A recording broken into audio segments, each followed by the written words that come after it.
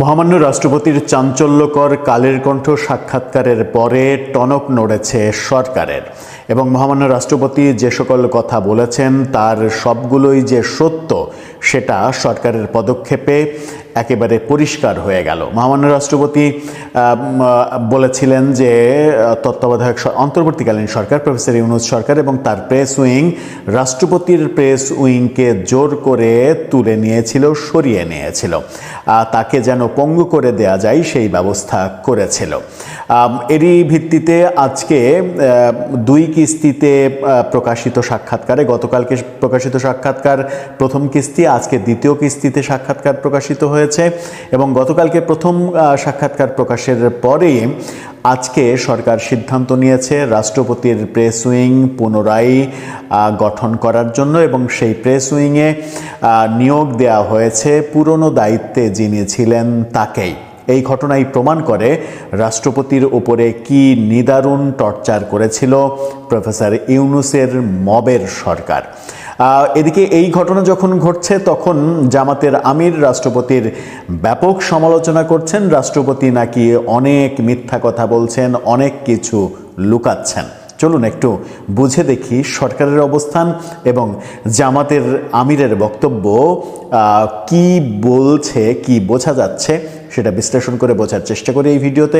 দর্শক, বলছিলাম মহামান্য রাষ্ট্রপতির কালের কণ্ঠে দেয়া সাক্ষাৎকার এবং সেই সাক্ষাৎকারেই আমরা জেনেছি, এর আগেই আমরা জানতাম, তবে সাক্ষাৎকারে ফর্মালি আমরা জেনেছি যে রাষ্ট্রপতির প্রেস উইং তুলে নেওয়া হয়েছিল যেন বঙ্গভবন থেকে কোনো ধরনের কোনো সাংবাদিকের সঙ্গে যোগাযোগ করতে না পারে রাষ্ট্রপতি, সেই জন্য প্রেস উইং তুলে নেওয়া হয়েছিল। এমনকি দুইজন ফটোগ্রাফার ছিলেন 30 বছর ধরে যারা চাকরি করেন, তাদেরকেও তুলে নেওয়া হয়েছিল।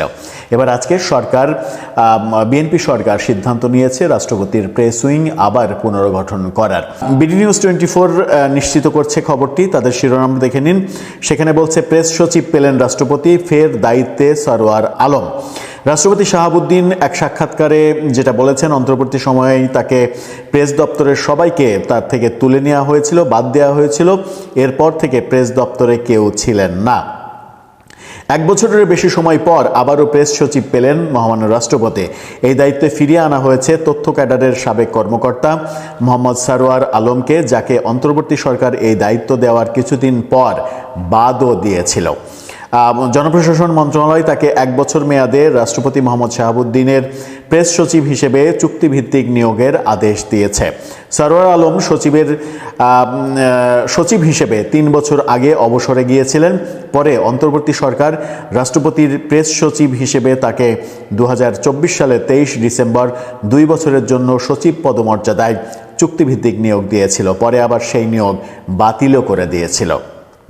বছরখানেকের বেশি সময় ধরে রাষ্ট্রপতির প্রেস সচিব হিসেবে কেউ দায়িত্বে ছিলেন না, পুরো প্রেস দপ্তরেই কেউ ছিলেন না বলে রাষ্ট্রপতি দৈনিক সংবাদপত্র কালের কণ্ঠকে দেওয়া সাক্ষাৎকারে বলেছেন।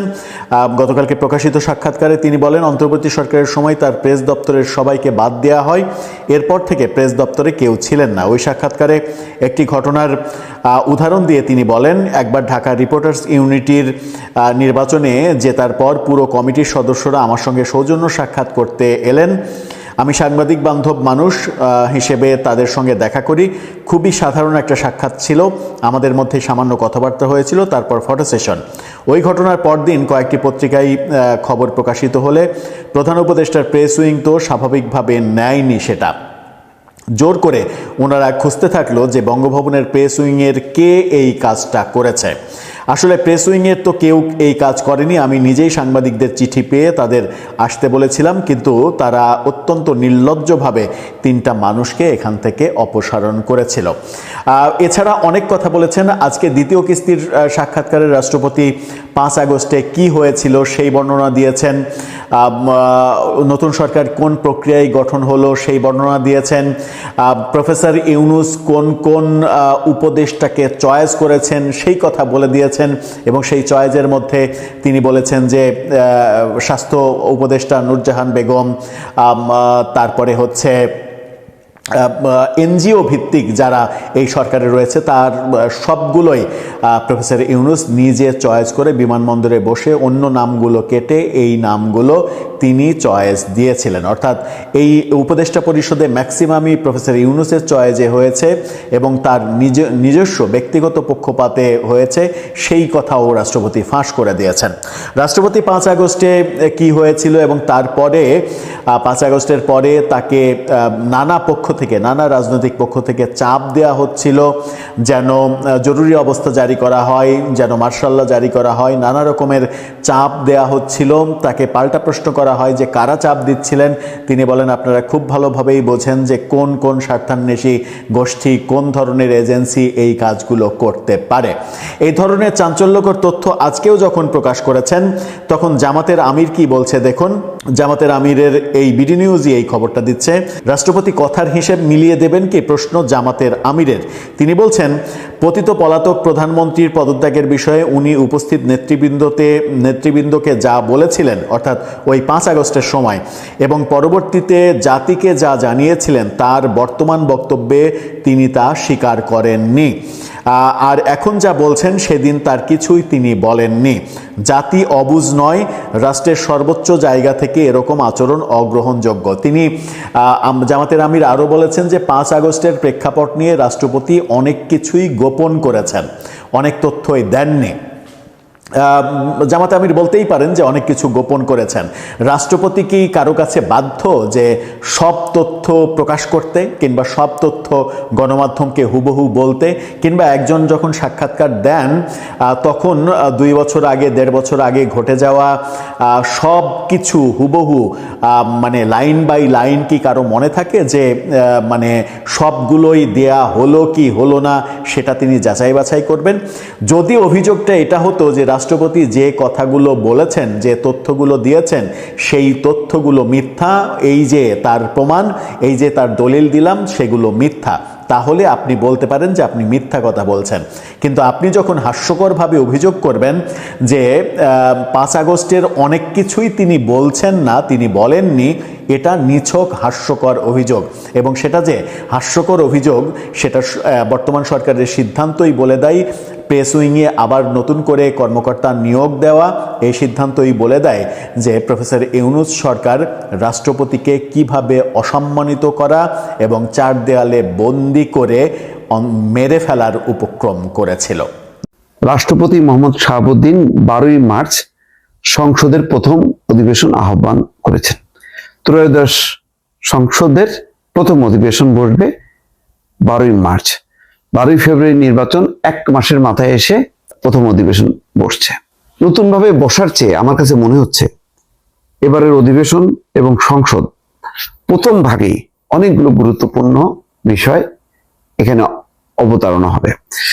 বিরোধী দল তার শক্তিমত্তা দেখাবে, সরকারি দল তার কর্তৃত্ব দেখাবে। অর্থাৎ বিরোধী দল চেপে ধরার চেষ্টা করবে প্রথম থেকেই সরকারি দলকে, আর সরকারি দল প্রথম থেকেই বিরোধী দলকে কোণঠাসা করার চেষ্টা করবে। এই কম্পিটিশনে যে জিতবে 5 বছর সে সুখে শান্তিতে থাকতে পারবে। আমি একটা কথা বলি, এটা আগাম বলা হচ্ছে কিনা জানি না, কিন্তু আলামত তো আপনারা নিশ্চয়ই বুঝতে পারছেন। এই সংসদের শুরুতেই একটা জটিলতা তৈরি হয়েছে, ওই যে দ্বিতীয় শপথকে ঘিরে। দ্বিতীয় শপথের সাথে যুক্ত আছে গণভোট, যুক্ত আছে জুলাই সনদ বাস্তবায়ন। আমার ধারণা, যেহেতু সংসদে নিরঙ্কুশ সংখ্যাগরিষ্ঠতা আছে আর বিএনপি বরাবর সংবিধান অনুযায়ী চলতে চায়, সুতরাং তারা মনে করে যে গত 18 মাসে ডক্টর মোহাম্মদ ইউনূসের বহু কর্মকাণ্ড তারা সমর্থন করেনি। সমর্থন না করলেও প্রবল বিরোধিতার মধ্যে দেশে অন্য কোনো পরিস্থিতি তৈরিও করতে চায়নি। তারা চেয়েছে ছলে বলে কলে কৌশলে যেভাবে হোক না কেন নির্বাচনটা আদায় করা, কারণ নির্বাচন হলে বিএনপির জয় সুনিশ্চিত এবং সেটা বিএনপি দৃঢ়ভাবে বিশ্বাস করে। এবং এই বিশ্বাসের একটা বাস্তবতাও আমরা দেখা গেল। বেগম খালেদা জিয়ার মৃত্যু হবার পরও বিএনপি এক চুল এদিক সেদিক যে নড়ে যায়নি, অর্থাৎ একেবারে বসে যায়নি। অনেকে বলছিল যে বেগম জিয়া মৃত্যুর সাথে সাথে বিএনপিও শেষ, কিন্তু সেখান থেকে যে আবার ধ্বংসস্তূপ থেকে নতুন করে জন্ম নেবে এবং আরো শক্তিশালী রূপে, সেটা অনেকে কল্পনাও করতে পারেনি। তারেক রহমান একেবারে এসেই বাজিমাত 2 মাসের মাথায় ভোটার হওয়া, বাংলাদেশের এমপি হওয়া, প্রধানমন্ত্রী হওয়া, এতগুলো অর্জন এত অল্প সময়ের মধ্যে আর কেউ করেছেন কিনা আমি বাংলাদেশের ইতিহাসে আমি এটা দেখছি না। অন্যদিকে দেখেন, শুরু থেকেই তারেক রহমান চিরাচরিত রাজনীতির যে চর্চা সেটা বাদ দিয়ে তিনি ভিন্ন আঙ্গিকে মঞ্চের এক পাশ থেকে আর এক পাশ হেঁটে হেঁটে তিনি বক্তব্য দিয়েছেন, মানুষের সাথে এক ধরনের কথোপকথন করেছেন। এর মধ্য দিয়ে একটা অন্য ধরনের একটা নতুন রাজনীতির বার্তা দিলেন। তারপর নির্বাচন হলে নির্বাচনের নিরঙ্কুশ সংখ্যাগরিষ্ঠতা। সামনে বিপদটা কিন্তু আছে। সেই বিপদটা কি? ওই যে দ্বিতীয় শপথ। সেই শপথের জায়গা থেকে বিএনপি বাঁচবে কিভাবে? আমার এখনো বিশ্বাস হয় সম্ভবত, যেহেতু সংসদে তাদের নিরঙ্কুশ সংখ্যাগরিষ্ঠতা আছে, এই গণভোট বাতিল হয়ে যাবে। এই জুলাই সনদ বলে কোনো সনদ থাকবে না। তাহলে কি হবে? তাহলে কি জুলাই চেতনার সাথে বিশ্বাসঘাতকতা করা হবে? মোটেও না। বিএনপির 31 দফার মধ্যেই আছে ক্ষমতার ভারসাম্য। বিএনপির 31 দফার মধ্যেই আছে রাষ্ট্রপতি এবং প্রধানমন্ত্রীর মধ্যে ক্ষমতার ভারসাম্য, প্রধানমন্ত্রীর মেয়াদ নির্ধারণ করা, উচ্চ কক্ষ কক্ষ নির্দিষ্ট করা এবং একই সঙ্গে তত্ত্বাবধায়ক সরকার ব্যবস্থা প্রবর্তন করা। এই 4-5টা ধাপ যদি বিএনপি এই সংসদে নিয়ে আসতে পারে, তাহলে মানুষ কিন্তু ওই জুলাই সনদ, সংস্কার এগুলি সব ভুলে যাবে। বিএনপি সম্ভবত সেই পথেই হাঁটছে। বিএনপি আর পেছনের পথে হাঁটবে না। বিএনপি এই সংসদকে, এই সংবিধানকে উপেক্ষা করার মধ্য দিয়ে স্বাধীনতা মুক্তিযুদ্ধকে তারা কোনোভাবেই তার গায়ে মানে একটা দাগ পড়ুক, সেই দাগটা কোনোভাবেই বিএনপি পড়তে দেবে না। কারণ বাংলাদেশের এখন মুক্তিযুদ্ধ স্বাধীনতার যে মূল ধারাটা, সেই মূল ধারাটা এগিয়ে নেওয়ার প্রত্যয় ব্যক্ত করেছে বিএনপি। বিএনপি আওয়ামী লীগকে আর এই সুযোগ দেবে না, নিজেরাই এই পতাকা বহন করবে।